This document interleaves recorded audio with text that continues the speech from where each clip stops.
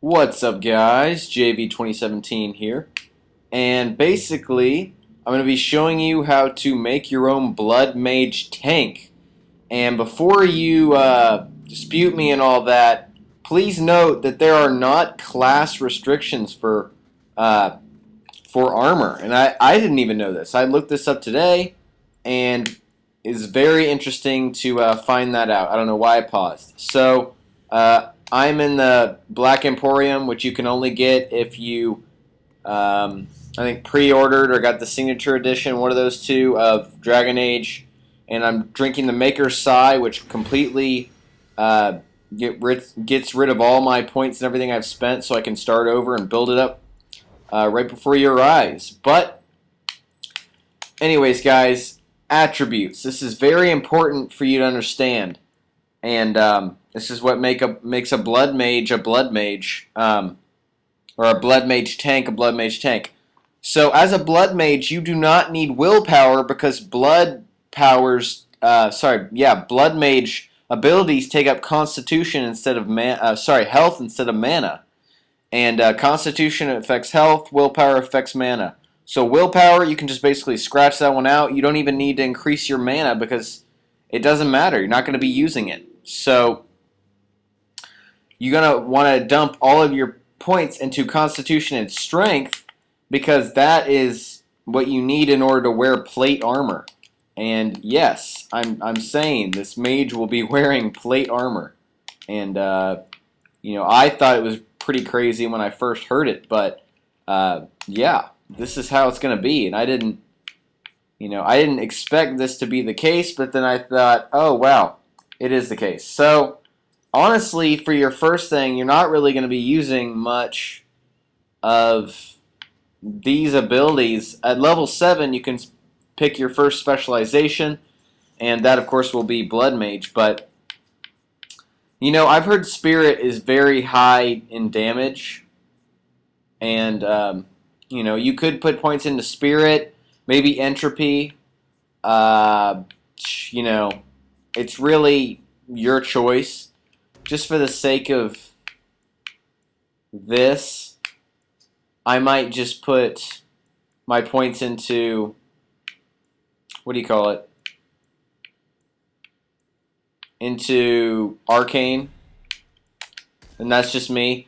And of course, for Arcane, you already come with Mind Blast for a mage, which is good, because you don't have to go to the Black Emporium for this. You can just build your mage off of what I'm showing you now if you don't have Black Emporium.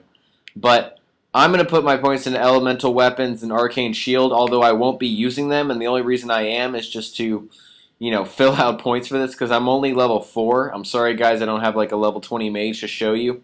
But realistically, I would be putting my points into Mind Blast, upgrading it, Crushing Prison, upgrading it, Barrier, upgrading it, and I'd probably have 1 point left over that you can just really stick in anything you want to. Maybe you want to get Winter's Grasp or Fireball. It doesn't really matter. But then at level 7, you'll be able to put all of your points into Blood Mage, which is what you want to do. And Force Mage will also get some great abilities. And once you hit level 7 and level 14, you'll basically want to abandon whatever you put your points into the first place. I know Mind Blast helps you with crowd control and diverting hostile attention and getting enemies off of you because you're a mage. But anyways, like I said, I'm just basically wasting points there just to get rid of that. And, sorry, let me go back into the abilities here. Yeah, Blood Mage increases your health. And Blood Magic is the mode that you have to be in order to use all of these abilities, I believe. It says, as you can say, sorry, wow, I cannot speak today. As you can tell, in parentheses, it says Blood Magic must be active. This is for all of these abilities here. So, Blood Magic, your spellcasting consumes health instead of mana. So, willpower, 100% useless in this case. And the ratio is 1 health per 2 mana. What they mean by that is this ability costs 60 mana. So that means What does that mean? I'm not really sure. I think it already says that the abilities take up health, so I know they take up health, and if you just stack Constitution, you'll be fine.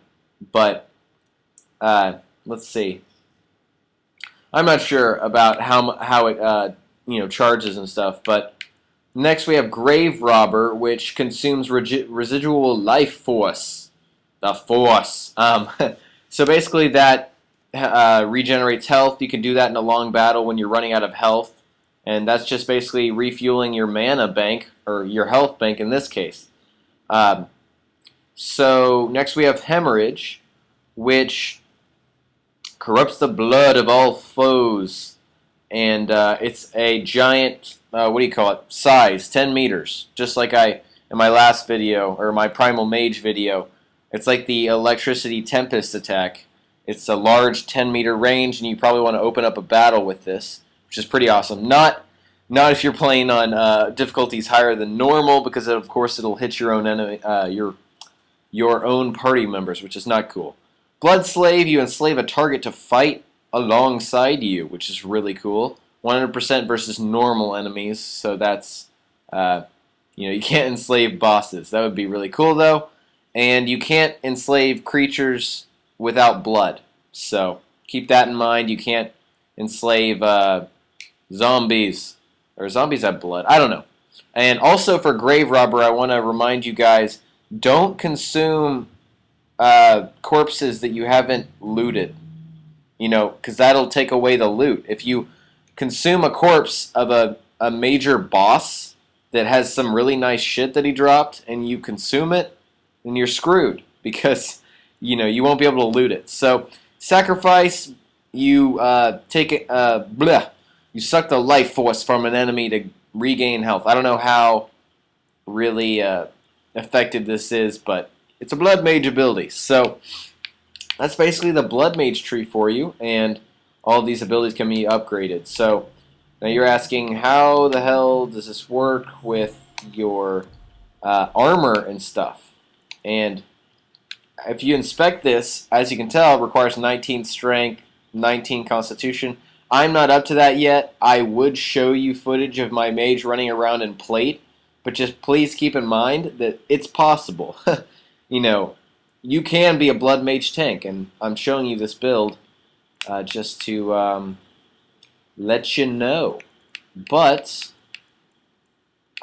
you can't use stuff like the Might of Sten, two-handed shields and whatever that stuff is, because that requires